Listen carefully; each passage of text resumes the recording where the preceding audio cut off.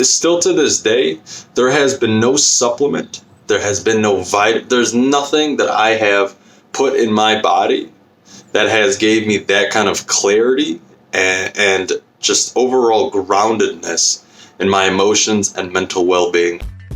LSD, psilocybin, DMT. What is going on, guys? We have officially finished the carnivore diet after following it for about 30 days. On the dot, finished at 30 days, and it's been an interesting journey nevertheless to be specifically on an animal-based diet for 30 days. You know, you go through a roller coaster of kind of feelings with how's this affecting me, how am I doing, and just the polar aspect of what our kind of conception is of diets and lifestyles, of what we're going to be putting into our body that's going to make us feel a certain way, what's going to make us feel at our 100%. So how I'm going to kind of break down this video is I'm going to give a 30-day analysis results about how I was doing. And obviously I've made videos, as you know, guys know, from week 1, 2, 3, and 4, there's results that you can see. You can, fresh from that week's end, you can see what I was thinking, what I was feeling. But I'm just going to run through easily each week really quick, and then I'll give you guys the pros and cons that I experienced within those 30 days. And obviously also what kind of supplements I took to increase and make the diet more comfortable, more likely to be on a long-term ability with it. So within week 1, the adaptation wasn't really to a degree that most people point to, because even for myself, I've been following a ketogenic diet for about a year and a half. So the migration towards zero carb was pretty effortless. My body's been used to having 20 to 30 carbs a day. So it was easily, to move into a diet that's zero carb was effortless due to the fact I'm already eating almost 85% animal product, and the rest was just like olive oil, avocados, and things of that nature on a ketogenic diet with some walnuts, macadamia nuts, to just gradually move to just straight animal food. And it was relatively easy. And within that first week, a little bit of diarrhea the first couple of days, and that probably has to do with the gut biome, bacteria changing due to, certain kind of carbohydrates with the fiber feed on certain bacteria. So obviously some things had to go, and there was definitely some adaptation, some changes going on within it. And that was the first week. There was a little bit of mental clarity. There was a little bit of strength at the gym. That's probably due to the excessive abundant amount of protein that I was adding in, because I was probably taking in at first on the ketogenic diet maybe 220 grams of protein a day, while on a carnivore diet I was easily getting over 300. So that was definitely contributing to a beneficial factor towards my exercises and whatnot. So week 2, that's at 14-day mark. My mental clarity was unparalleled to anything I've ever felt. I've been, with a ketogenic diet, my cognitive abilities, my focus had increased about 40% to my standard kind of carbohydrate-rich diets in the past. And once I was carnivore, that was easily 65% increase in my ability to focus, my ability to just be on task without being distracted. And the thing is, once I got to week 3, I was anticipating that was going to continue. That on a daily continuum, I was going to have this increase, but it just kind of stopped. Within that 14 days, all the way to 21 days, it was just kind of nothing else concluded. So I was thinking maybe it just kind of peaked, and this is how I'm going to be feeling on the carnivore diet. But once week 4 came, unbelievable. Still to this day, there has been no supplement. There has been no there's nothing that I have put in my body that has gave me that kind of clarity and just overall groundedness in my emotions and mental well-being. A guarantee for a factor with further research going on. I can see this as an easy substitute for people with depression or anxiety, 100%, that they can work towards, whether it's, with their physician, concluding getting off medications and getting put on and using that as a, harmonious kind of a tool with one another. Because I've never felt that way. I've never felt to that degree kind of mental clarity like I had. So, that was from the first week, second week, third week, fourth week. Now we're just going to kind of do the pros and cons. I have some things written down so I wouldn't forget. We'll start with the pros, no doubt about it. So no bloating or gas whatsoever. Obviously, if you're having carbs, when you have your cereals, when you have certain kinds of foods, how they're going to affect your belly sticking out. My stomach was completely flat consistently, and no signs of farting, no signs of just feeling like gases are moving in the stomach, and it was comfortable. And I think a lot of times when we're bloated, we feel kind of an unease, and at the same time, we feel like it's more difficult to breathe. I know particularly for myself, if I have big meals rich in carbohydrates afterwards, it's kind of difficult for me to just really get that kind of belly breathing, which on a carnivore diet, even though I was eating massive amounts of food or, meats, 3 to 4 pounds a day, there wasn't that kind of saturation in the stomach, which would make the inability to take deep inhalations. So after week 4, the mental clarity was just unbelievable. And this is what makes me conclude what were to happen if I were to go for 2 to 3 months, even 4 months on the carnivore diet, and how it would affect my mental health, my emotional well-being. Because within just 1 month, to get to a point where you feel like there's nothing wrong with your mind and you just feel present consistently and grounded within yourself, and not this teeter-totter roller coaster of emotions, that's phenomenal. It really was something, probably the most profound thing I've experienced on the diet was the ability to be so in control of one's emotions.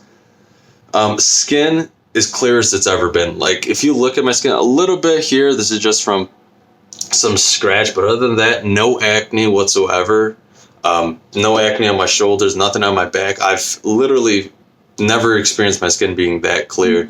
And sometimes I do, just from the gym, from being sweaty, I could get some acne and whatnot. But besides that, there's really been nothing that's contributed to my skin being kind of inflamed. And I do experience at time to time some eczema on my arms, and a lot of times eczema stems from a gut biome issue. Anything with the gut in particular causes inflammatory responses on the skin, and no flare-ups of whatsoever.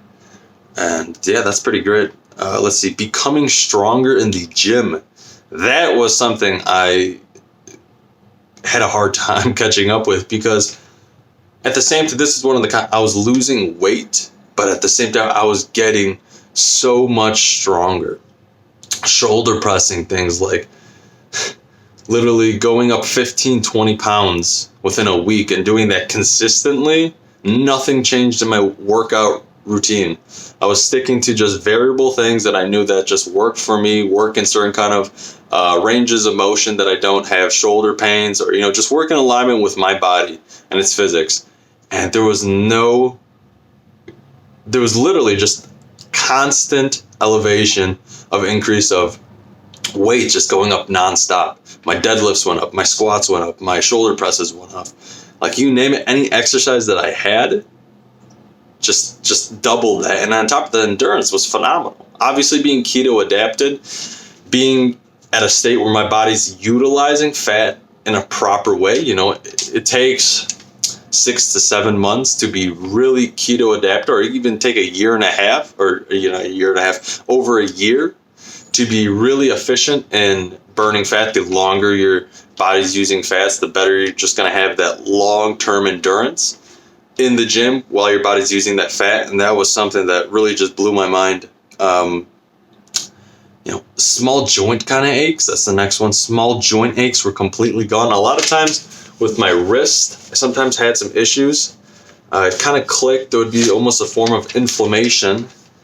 And, I'd use some biofreeze. I would take hot baths, and that would kind of mitigate it and let it just stay at bay, But I didn't experience any kind of joint issue. And that could be the fact of, so many different variables. It could be the lectins, it could be the oxalates, it could be other things in the food plant matter that could be affecting my joints or how, the inflammation is responding in that specific region, but nothing at all.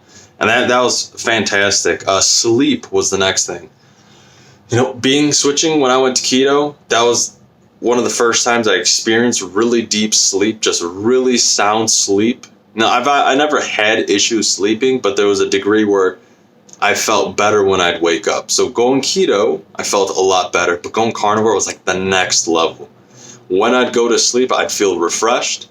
There was this abundance of actually getting shit done. And then I do believe that a lot of it was related with a mental perspective to it. Because, if someone's depressed and they're in bed and they just kind of lounge and get the day slowly rolling, it kind of builds that momentum. But, there was this ability where I'd wake up, I'd be already mentally clear, and I could just go after it and do what I needed to for that morning or meditation, and like you name it, already was ready to take care of my business. That was a good portion of all the things that were the pros. The cons, like these were the things that were the negative kind of experiences that I had. The diarrhea the first week, totally fine. That I could get used to that. But the thing that really bugged me was the extreme thirst for water. Like that, it wasn't that, the second I'd fill myself up with some water, I drink a good amount, maybe 48 ounces of water, some sea salt, like I'd feel fine. I'd feel totally relieved of whatever symptoms that I had of the thirst. But, as time would go on and I'd get thirsty again, obviously I'm working, I'm using excess amount of calories and whatnot. And when that thirst came back, like it was like from hell almost. It was to a degree that was just like I'm dehydrated, and it was like my body was more aware or needed more water on the carnivore diet. I don't know if this is in relationship. Obviously, it has to be to some degree. But when I needed water, I recognized like I need it now. I need this water in my body because I felt faintish almost. And but the second I had water, I was totally fine. Once I was hydrated, there was no symptoms of being faintish, no symptoms of like I'm freaking out or something. I just knew that my body was craving this and I needed it. The next thing would be weight loss. Like that kind of makes it difficult for me to want to pursue the diet furtherly. Like obviously we have to know. We know that due to the reason why we lose weight is a variable with, how many calories we're putting into our body, what is the amount of physical activity that we're doing. And I was still eating maybe 3,500 calories a day. Usually on a ketogenic diet, I'm going for 4,500 calories. But, even though I was getting 3,500, that's kind of like a maintenance place for me. I was still losing weight. I went from 194 to about 184. So 10 pounds lost in a month. So that kind of sucked. Even though I lost that 10 pounds, I don't know if it's contributed with water mass because I still looked thick. I still looked really lean. It didn't look like I lost too much weight, but I could definitely, if how I see myself and how in tune and conscious I am of my body, I could definitely see in certain areas like, definitely lost some mass right there. But that could be different variables. That could be water mass. That could be, lack of carbohydrates, because carbohydrates help retain water tension, and kind of sucked. But besides that, if your goal is to lose weight, then by all means, like this is the perfect thing for you. But for myself, I'm trying to put on more mass. I'm trying to put on, I'm trying to go to at least like sit at 205 pounds. Right now, after being a week off carnivore, I'm at 190. So I'm, fairly putting on weight. I do believe a lot of it was water mass that was lost. But the next con was mental cravings. For the first 3 weeks, there was some insights of like, oh my God, this would be so good to eat.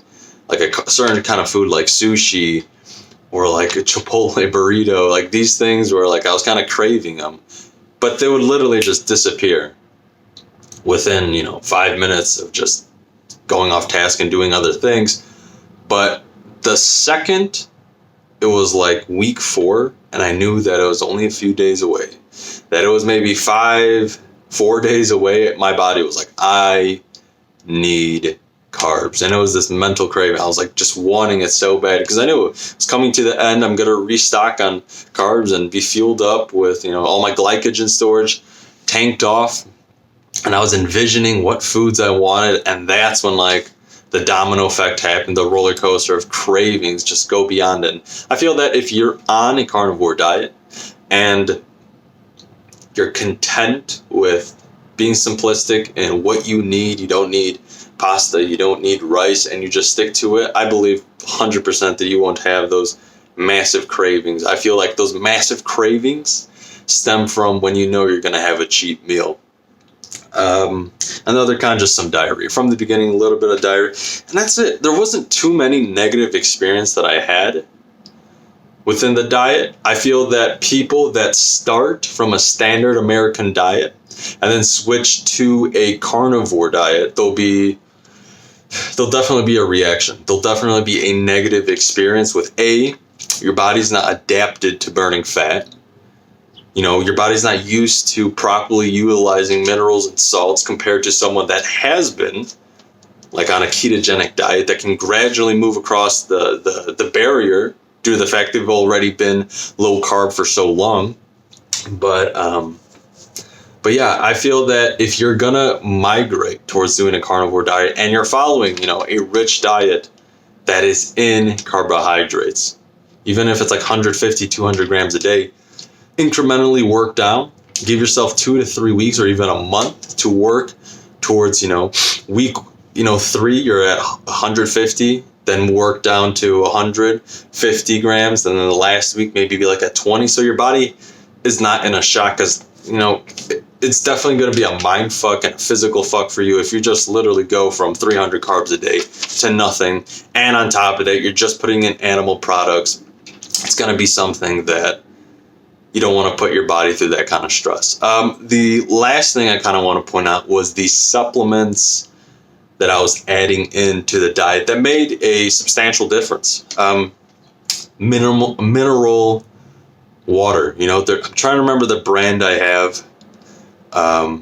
It's just pretty much just minerals. It's got magnesium, potassium, iodine, salts, all these different kinds of electrolytes that you need. And I noticed that when I put that in my water, I felt substantially better. I as well bought some potassium citrate, added a little bit because I didn't want to be potassium deficient because of cramps and whatnot. But even if I missed a few days of it, there was no cramping. There was no sense of like, my body's craving potassium. And I'm pretty in a good harmony when my body gives me a signal, a certain kind of deficiency. I can feel it. If I know I'm magnesium deficient, if I'm starting to feel really tense for no fucking reason, and if I have a magnesium spray, I'll do a few sprays, and then within 20 to 30 minutes, I feel totally fine. And, minerals are definitely important. You don't want to be deficient in that because you're going to be pissing through that really quickly, especially when you're going to be extremely thirsty, especially if your body's new to the carnivore diet.